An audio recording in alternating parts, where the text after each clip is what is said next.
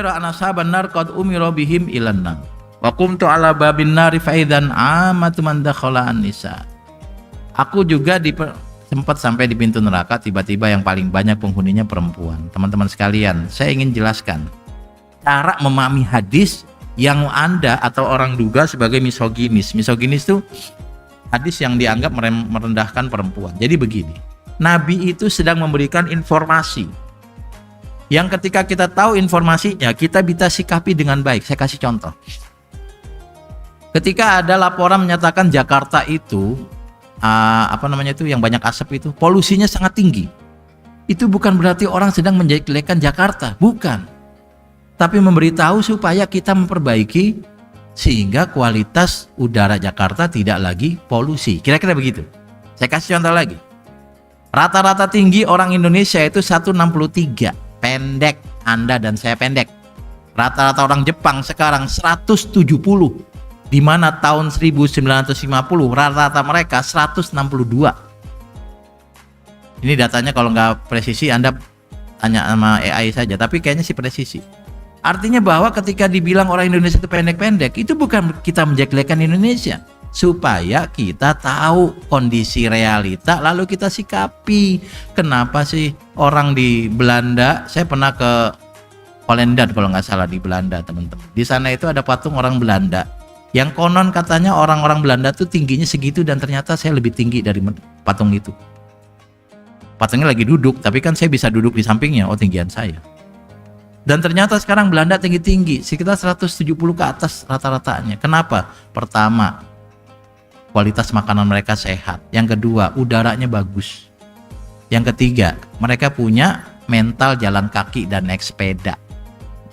Kita udaranya banyak asap, entah asap kendaraan atau asap bakar sampah. Makanannya ya kita suka makanan yang digoreng di pinggir jalan, yang kena debu, yang makin banyak debunya makin gurih.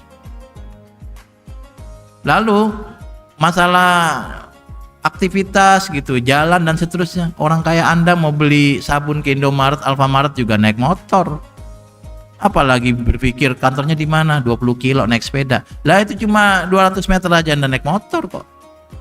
Terus gimana? Ketika kita tahu dibilang orang Indonesia rata-ratanya pendek atau stunting, kita punya sikap, punya keinginan memperbaiki, cari solusi. Jadi kalau Nabi perempuan banyak di neraka, perempuan gak usah marah, pikirin aja, ya di neraka ada, tapi saya gak masuk. Kenapa? Saya mau jadi perempuan yang solehah, yang solihah atau solihat.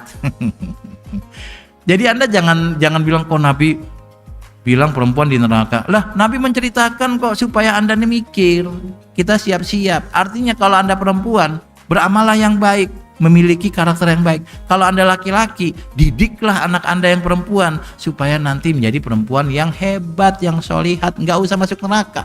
Yang perempuan masuk neraka emang mereka punya amal masuk neraka. Yang penting saya dan keluarga saya tidak masuk neraka. Sehingga kalau Nabi bilang masuk neraka, ya nggak apa-apa. Nabi kan menyampaikan realita bahwa kemudian yang masuk neraka adalah perempuan itu banyak. Yang penting bukan diri kita dan keluarga kita. Begitu cara bacanya. Jangan kemudian Nabi bilang perempuan masuk neraka. Semua orang masuk neraka tuh alasannya satu, tidak beriman dan tidak beramal soleh, itu saja. Mau perempuan laki kalau beriman beramal soleh pasti masuk surga. Karena tidak beriman dan tidak beramal soleh masuk neraka. Kalau sudah tahu, ayo beramal soleh. Jadi perempuan jangan marah dibilang kebanyakan masuk neraka, atau banyak yang di neraka itu perempuan. Sebenarnya ada hadis lagi, tapi hadisnya kayaknya palsu. Kebanyakan penghuni surga adalah perempuan. Itu palsu Pak ya? Disohihin bisa nggak? Nggak bisa, hadis sih. Ubah statusnya itu. Sembarangan aja Anda itu. Muttafaq alaih.